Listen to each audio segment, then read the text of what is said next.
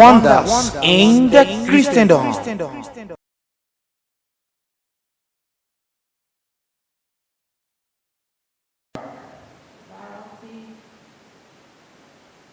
That what we were taught today, you will see that as the teacher was teaching, if you have been in this ministry for some time, you will know that all these things were passed through in this church.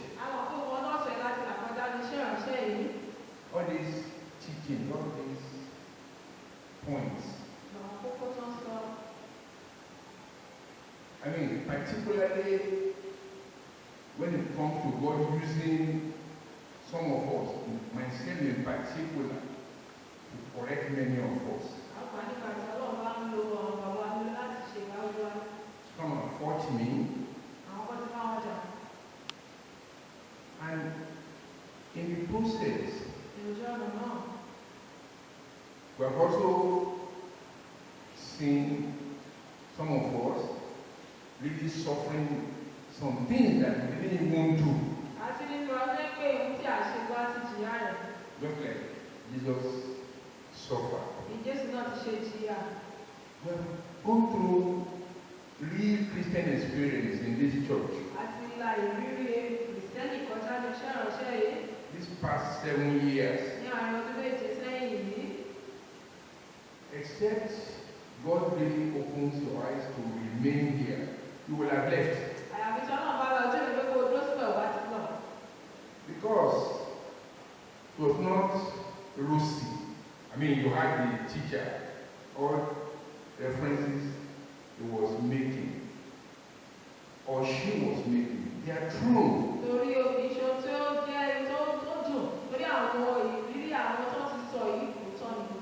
And it helps us in this church to know those who want to run the race.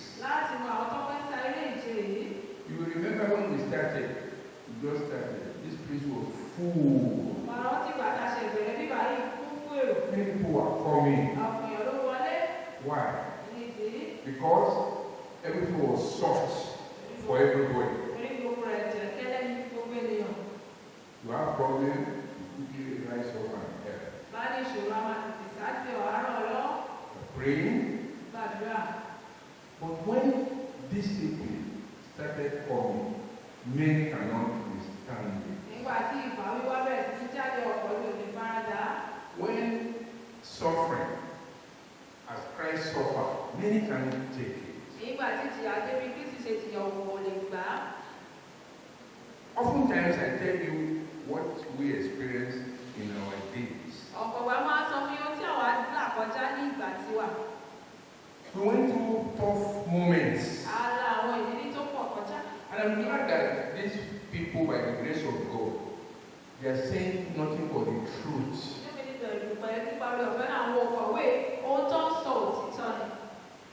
And let me tell you something. There's no way you can write this clearly the way these CAC people write.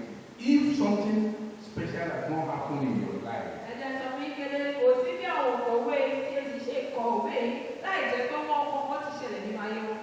because, like I usually say, I'm not too small not to know the history of church, at least the way it happens in this country.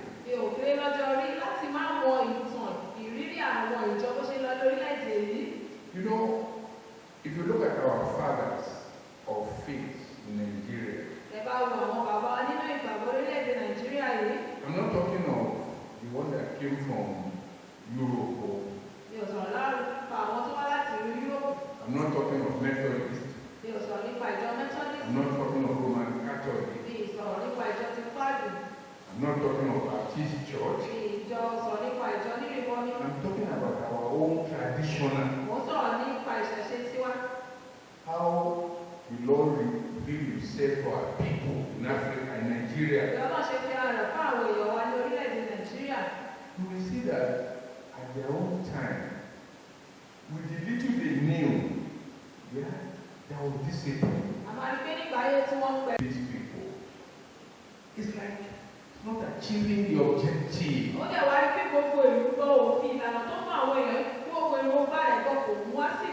That's why Jesus came. Away from me, because you are workers of iniquity.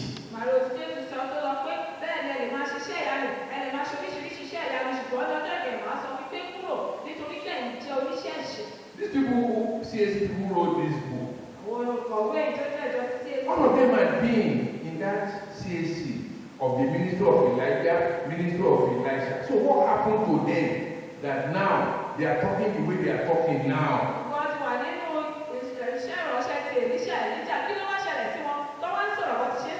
Something happened.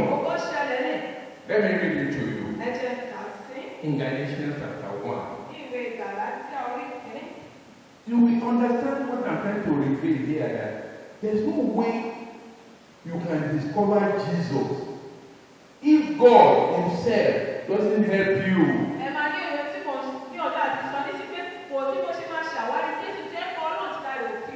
You may be performing miracles, you can be doing wonders, but you need God to help you. Jesus said, no one can come to the Father except by Him. And the Father Himself said, no one can come unto me except through Jesus. Listen to what this person called Paul, who was deep in this prophetic walk, if you like, because he was a senior member of the Sanhedrin, the Sadducees, the Pharisees, and the scribes.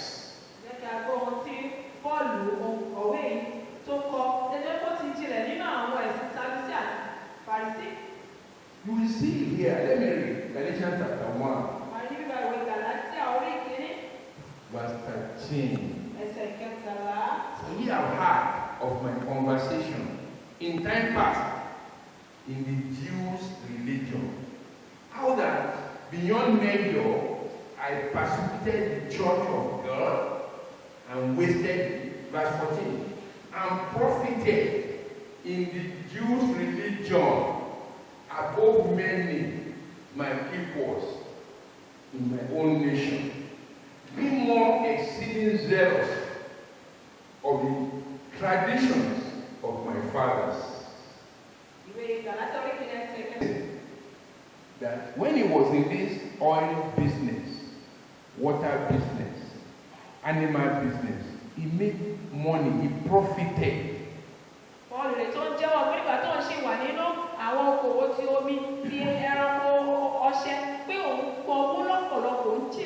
He said he made more, he profited more than his own colleagues. So when you are making money,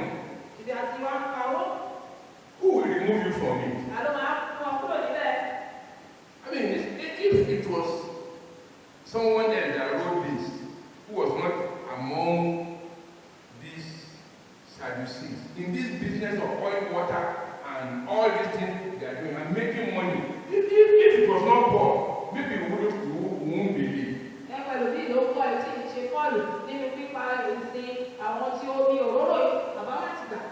You know, before he left that business, Jesus himself had to confront him. It's not easy to leave business that you are making money from. Okay, when Jesus came the first time, he saw them selling and buying in the church. And this man was still part of them then. Even when Jesus was going to die on the cross eventually, he still came to the temple and drove all of them away. Hey!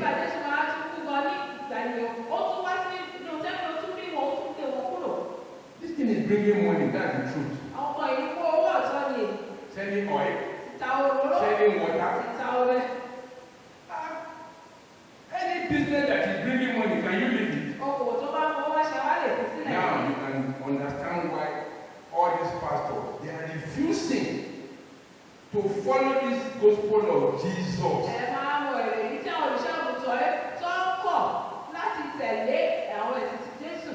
I read a report yesterday about richest pastors in the world. I mean, billionaires. They mentioned some of our own people here. Look, the only thing that can remove them from this oil, selling water, selling oil, and all this animal, except they die in the business. So you to think that they will leave it is not possible.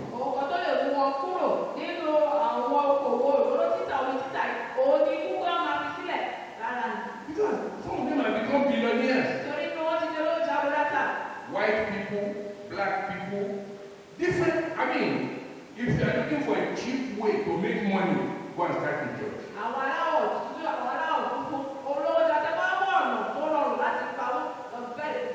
That's what Paul was confessing here. These people, even if they read it, they will just, they won't take it serious. And you are thinking that you will leave that oil, selling of water, selling of animal. You think, don't you think TV Joshua? You think TV Joshua would have left that business?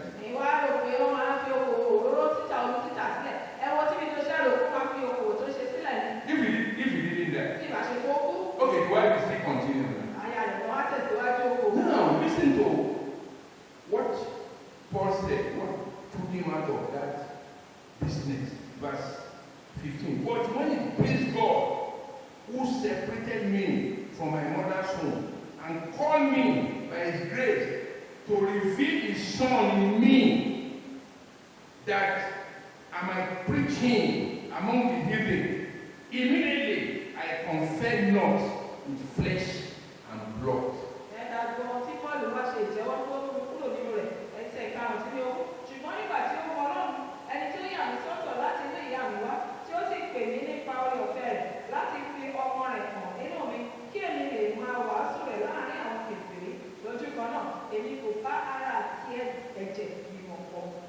To be able to preach Jesus, you need a revelation. Look, if you don't have a revelation, you can't preach Jesus alone. I used to be, when I was brought up in White Garment Church, and I tell we joined them, the church has gone bad already. You will see infighting, you will see lying vision, just to cause problem among themselves.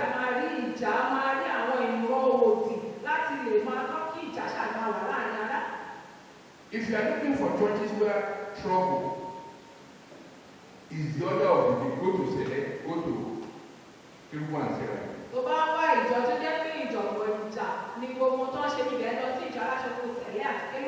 Real problem, but they only go like that because money is coming in through oil, through nothing that, through perfume. You know, when people are making money through this business, they won't leave it.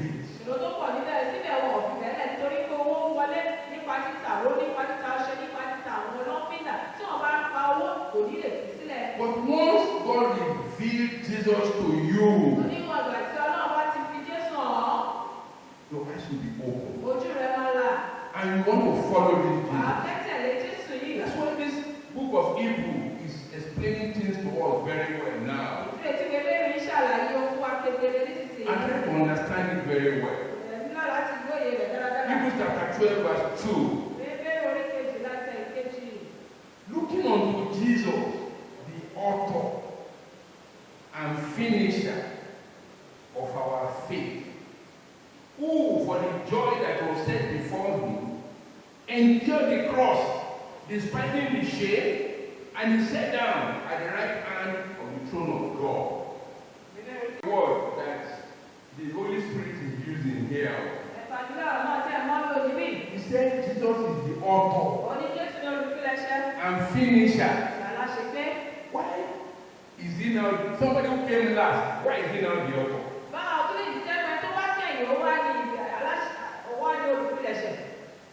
Moses? I mean, because it's a question with one. Why is Jesus now the author? Which means, clearly, what God says is that if the old covenant is faultless, there won't have been need for a new one.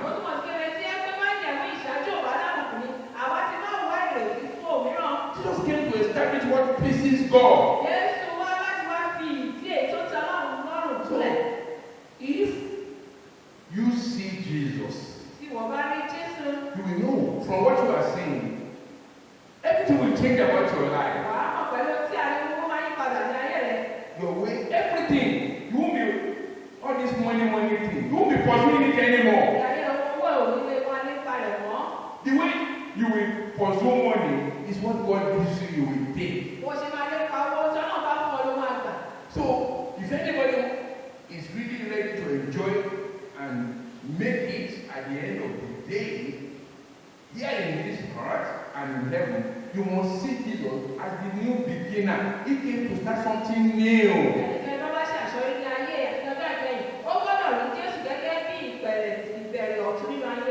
It is then you will begin to please God. I used to tell you about my life. I was a politician.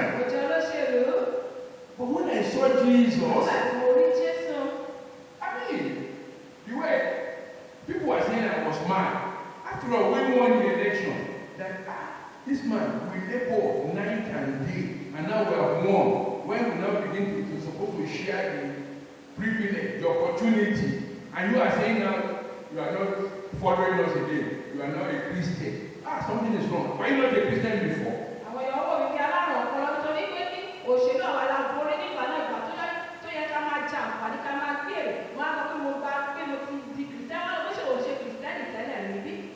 It takes God opening your eyes to see Jesus. Then you'll be glad. You know, when you look at the damage that's common among those miracle workers. I don't know if you have been on the mountain before. You will see how two prophets will come together, join hands to destroy another prophet.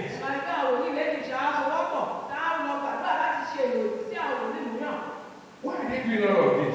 Those are the things that was common in their day. Because of what they have learned about Moses, what they have learned about Elijah, what they have learned about Elisha. You see, the prophets of old, they don't forgive at all. You offend them like this, they finish you. They don't care. Look at Elijah. See the prophets of Baal, like, he killed them just like that. What about Elisha himself? Who trained under Elijah? His own is even worse. Okay, look at Elisha. In 2 Kings chapter 2. Look at this type of thing they were doing, those men of God then. That's why Jesus came to correct these things. And until God revealed Jesus to you, you will continue in what they are doing, those prophets. In 2 Kings chapter 2, look at what Elisha did here. 2 Kings chapter 2, from verse 23. And he went up from thence unto Bethel, and as he was going all by the way, there came forth little children out of the city, and mocked him, and said unto him, Go up, thou bad head, go up, thou bad head. And he turned back, and looked on them, and called them in the name of the Lord. And there came forth 2 she-bears out of the wood, and tear 42 children of them. They don't spare people at their time. Do you know that in the law God gave them, they were not supposed to be avenging for themselves? Let me read this to you. Deuteronomy chapter 9, Leviticus chapter 19, verse 18. This is an Old Testament. They are not supposed to be killing people the way they were killing people. Leviticus chapter 19, verse 18. Verse 18. Thou shalt not avenge, nor bear any grudge against the children of thy people, but thou shalt love thy neighbor as thyself. I am the Lord.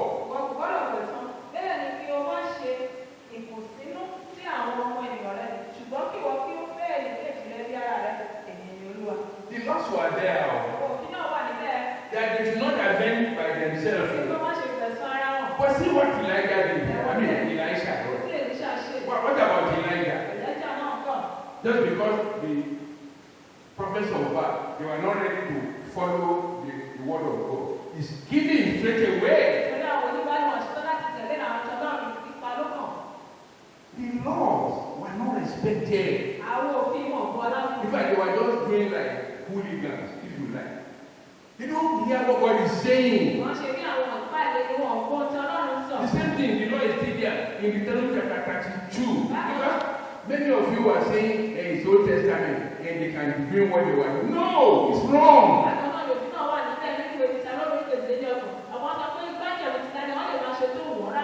In Deuteronomy chapter 32, verse 35. And here, verse 35. To me belongeth vengeance and recompense.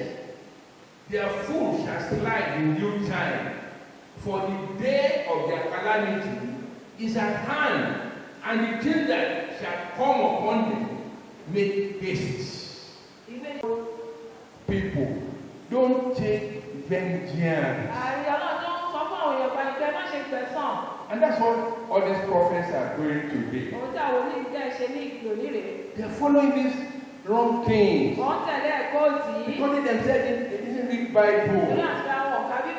They just kill people anyhow. I've seen a lot as I was growing. On the mountain, I've seen what they are doing. Destroying people. If they want to destroy marriage, they destroy marriage. If they want to destroy church, they will destroy church. And they are claiming that they are doing the work of God. When God says, even in the Old Testament, don't take revenge. I am the one that will take revenge. And God is not changing his mind.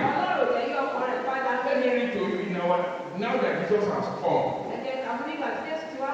God is still saying the same thing. 2 Thessalonians chapter 2. 2 Thessalonians chapter 2. I'm reading verse 6. Thessalonians chapter 2, verse 6. Verse 6. Chapter 1, verse 6, rather. Chapter 1, verse 6. Listen to this. Seeing that it is righteous thing with God to recompense tribulation to them that trouble you. These prophets, killing people, asking people to die, saying that whoever sends you an arrow, the arrow will go back to him. Those things, even in the Old Testament, they are not allowed.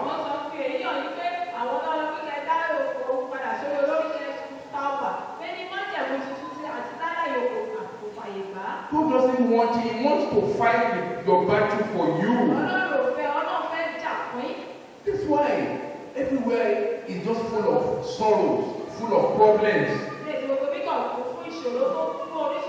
In Romans chapter 12. I'm reading verse 19. Romans chapter 12, verse 19.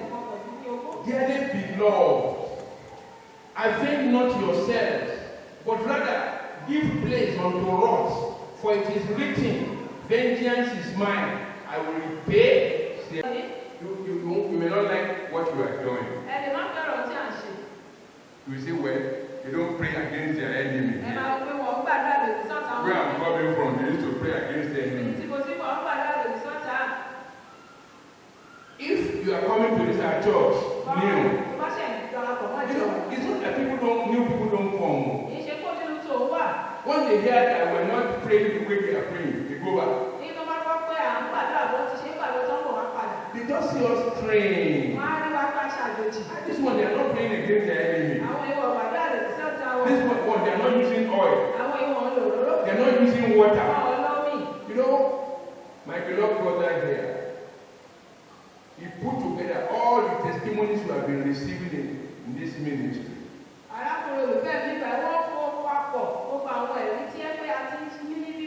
Because he is the one helping us to transmit all we are doing here to the whole world. And that's why you see, as I go to preach on Thursday, more people are coming up now. When we started, up to when the figure was just 500. They will come and watch me. And all these men of God were making trouble with me. They reported me to Facebook. Because that 500 will be boosted. This our brother here, he will make sure that it gets to the whole world. But people who love this money, making money, they started reporting me to Facebook. That's how they remove me. That's what I'm doing is affecting other people.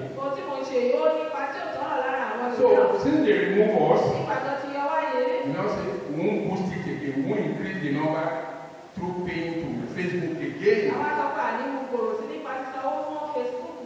We will just stay on what we are doing. And he decided that we should be using his own platform instead of our church's platform.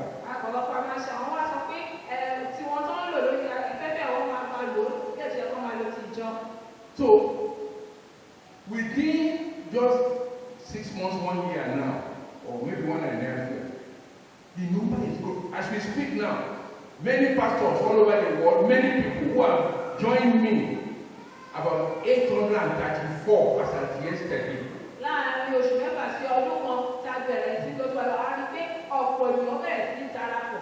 Because they're just hearing the truth now. And you see these people who love the truth, how they are praying for me as well. So, as you come here in this church, as many of you are just coming now. I'm not talking of the old members. I'm not talking about them. They are used to all these things we have read now.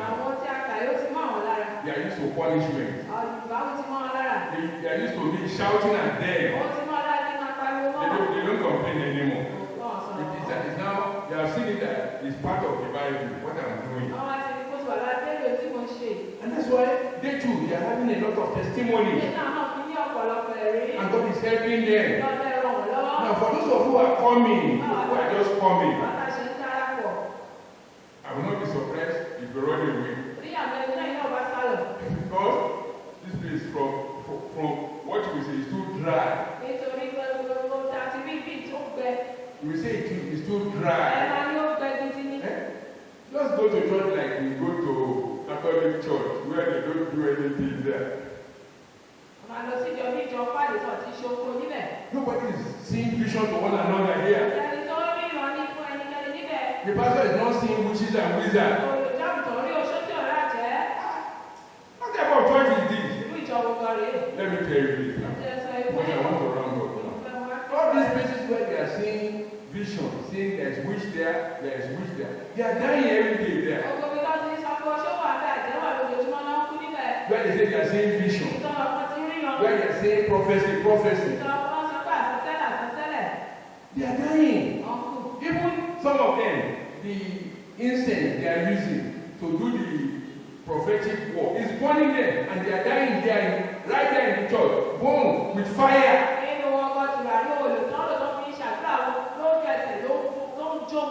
Perfume. We will bring perfume, you know, they will bring it and then they will put candle. And you know, perfume and light, Satan will just connect it. And the prophet and everybody that they are doing work of prophet for is like that.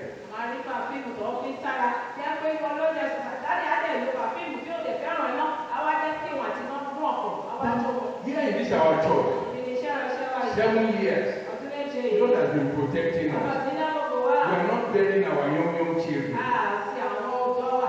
What we are getting in this our church, our children are gaining admission to university.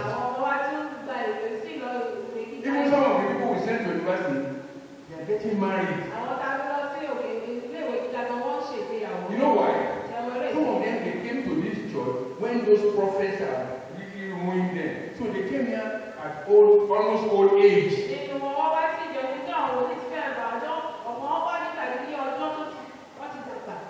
And it's not like they cannot read. But when they come and they see what we are doing, they will say, sir, I love to read. But you want to read?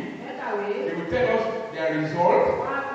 That if they have an opportunity, they want to go to university. And we will support you. That's why we are seeing some of them in university now. And we told them, you are not baby, so like all these small ones that will go to university. As you are going to be praying to marry also, you can marry in the university.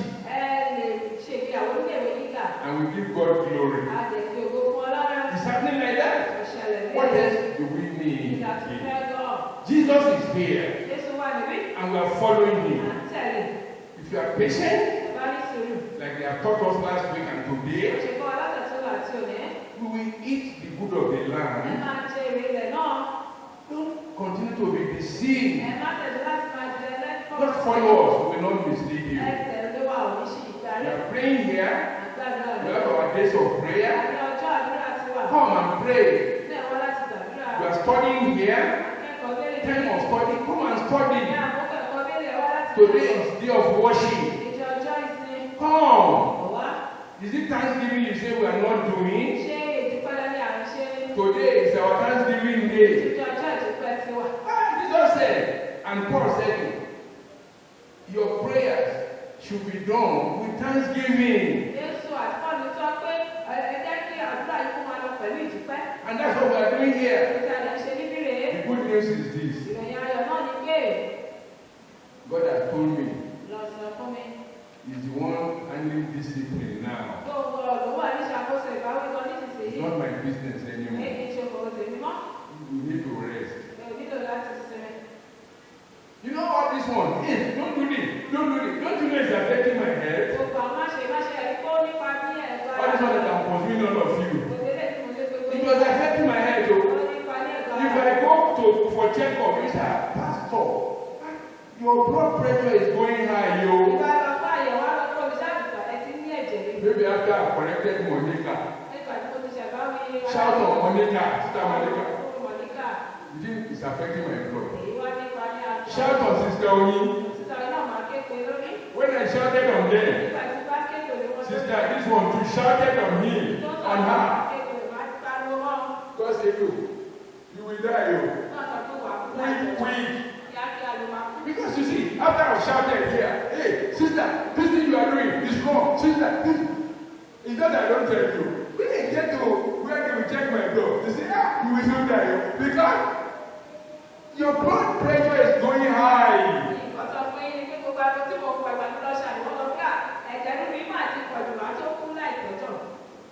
You can see me that I've changed you. I'm going to see you change. You see it? screaming like I used to scream before. Even if you do anything, I will just give you. I will do as if I didn't see you. Because I don't want to be suffering every pleasure. Holy Ghost is doing his work. We are going to rise up to pray. You know, I love this our church, I'm telling you. Because Jesus is the Lord of this church. And he's leading us around. You know all these problems we have gone through before. They are part of it. That's what we have done now. So you are going to talk to God now. That God will reveal Jesus seriously to you. Seriously to you. So that you can obey him. Because he's the author and finisher of our faith. Open your mouth and pray now. The Lord revealed Jesus to me.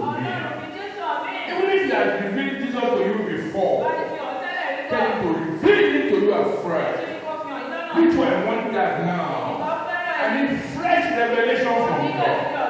So that I will not just remain on one seat, staying in one place for too long. I want to know more about Jesus. That I may know him and his power of resurrection. I want to go beyond what I knew before. I want to know more. I want to discover more. You know what? If God begins to give you abundance of revelation, you will enjoy your Christianity. I'm telling you, you will do great things. You won't love to be away from God. You'll be glad. Because there's nothing any man is doing that you cannot do yourself. Talk to God this morning. That God will lift you higher. You can't remain in one place anymore. You want to go higher in the things of the Spirit. And God is willing to do that. Talk to God in prayer seriously. Nobody should just be a baby Christian in this church. You must increase in knowledge, increase in wisdom, and increase in the power of God. That is your benefit. That's your privilege.